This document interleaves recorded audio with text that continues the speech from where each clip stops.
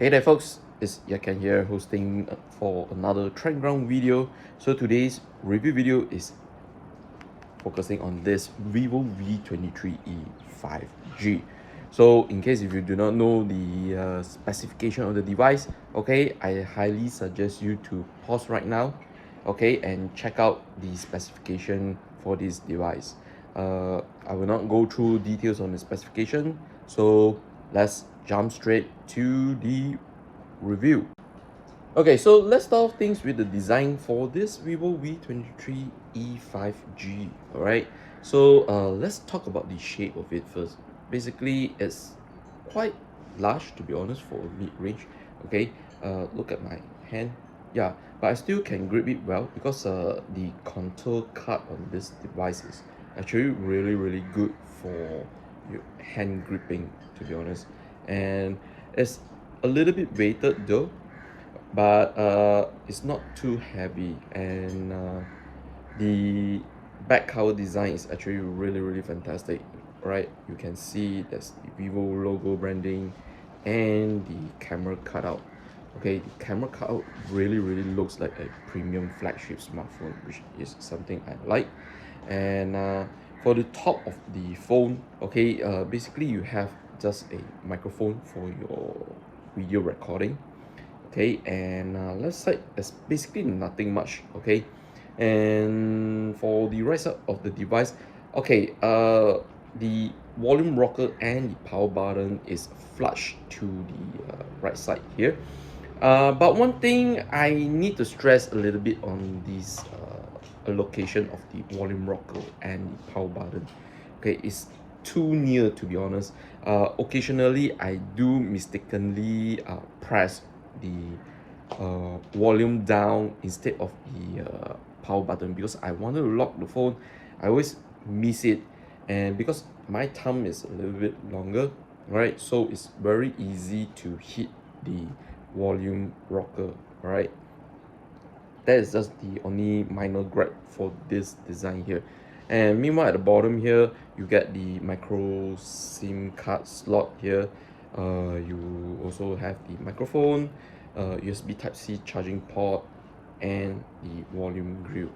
Overall, the design really looks fantastic for a mid-range entry level smartphone. Okay, you don't really going to feel disappointed with the design because it really feels created and designed well for most users. Now let's check out the performance on this Vivo V23e 5G. Okay, so this device is actually powered by MediaTek's Dimensity 810 chipset and is paired along with 8 GB of RAM with richer RAM feature. Okay, the richer RAM feature here supports up to 4 gigs of RAM, so making this device rocks around 12 GB of RAM. Okay, and also for internal storage space, it's only 128 GB space, but you can expand it via the micro SD card slot, which is located at the SIM card tray together. All right. Okay, this device, to be honest, the performance for daily usage is enough. Okay, you won't really going to find any issue using it for your daily tasks, like gamings and so on. I have run games like Genshin Impact, S Fortnite, COD Mobile. Yeah, you ran quite perfectly well, to be honest. And as long if you are willing to play games at the lowest setting, yeah, this thing just runs really smooth. So no qualm about the performance, but you have to understand this is a mid-range smartphone, so don't expect like intensive tasks in the gaming department. All right, so you have to lower a lot of the settings in order to achieve a really good smooth frame rate gameplay. Now let's cover the display department along with the audio department as well. All right, so this Vivo V23e 5G actually rocks an AMOLED display. The screen size is actually 6.44 inches. It's a full HD resolution. For those who want the number, it's actually 1080 by 2400 pixels. The density is 409 ppi density. Okay. Okay. There's only one problem with the screen here. There's no fast refresh rate here. It's running at the standard 60 Hz. But to be honest, I don't feel like there's any issue using the device without the fast refresh rate feature. Yeah, given its price point. But competitors are offering fast refresh rate as well. So if you're someone don't really care about the fast refresh rate, yeah, then this device display is going to suit you a lot. Okay, colors are very nice, very crisp, and the brightness is quite acceptable as well during indoor and outdoor as well. Okay, now for the audio department here, you guys might be a little bit going to be disappointed here because it's only using a mono firing speaker at the bottom of the phone. Okay, there's also no 3.5mm headphone jack, but Vivo was kindly enough to provide a dongle USB Type-C to 3.5mm jack. So we are going to the longest part to review a phone, which is the cameras. So now let's talk about the photography on this Vivo V23e 5G. Okay, out of the box, if you're shooting full auto, everything in auto mode, I would say the photo qualities are very nice. Okay, this is with HDR turned on, AI turned on as well. But I would highly suggest you to turn off the AI mode. Okay, if you're shooting in indoor fast moving subjects, yeah, you have to turn off the AI mode because there are like certain circumstances, I'm not sure why, okay, when the AI has turned on, okay, the photos has some weird artifacts around it. Okay, I'm not sure whether Vivo is going to address this issue, but I will have to tell you guys, yeah, just be careful of these weird artifacts when you turn on the AI mode. And as for the 2 megapixel macro camera, yeah, the photos looks like a little bit lackluster. As for the photography on the selfie camera, I would generally say that yeah, I'm actually quite satisfied with the photo qualities. Okay, so for videography, okay, this device is limited only to 1080p 60 frames per second. Yes, front and back. Okay, so if you want to shoot 1080p 60 frames per second on the rear cameras, okay, only the main camera can do it. The ultra wide only tops out at 1080p 30 frames per second.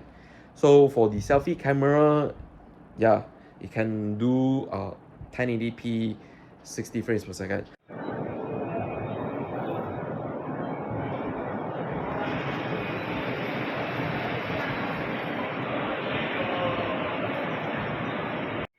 Alright guys, so this is shot with the Vivo V23e 5G selfie camera right now. Okay, 1080p 30 frames per second.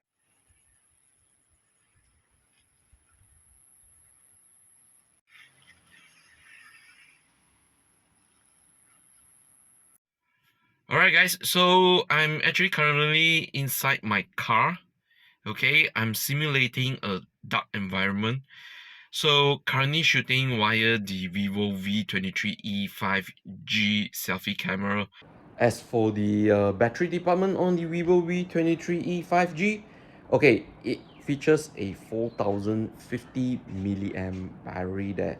Okay, I would generally say it will last you to almost end of the day, and also depends on your usage as well.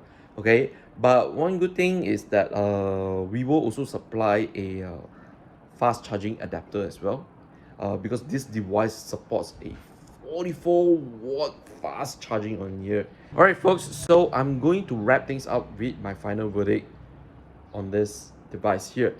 So the Vivo V23e 5G is already available in Malaysia because it has been launched quite a while.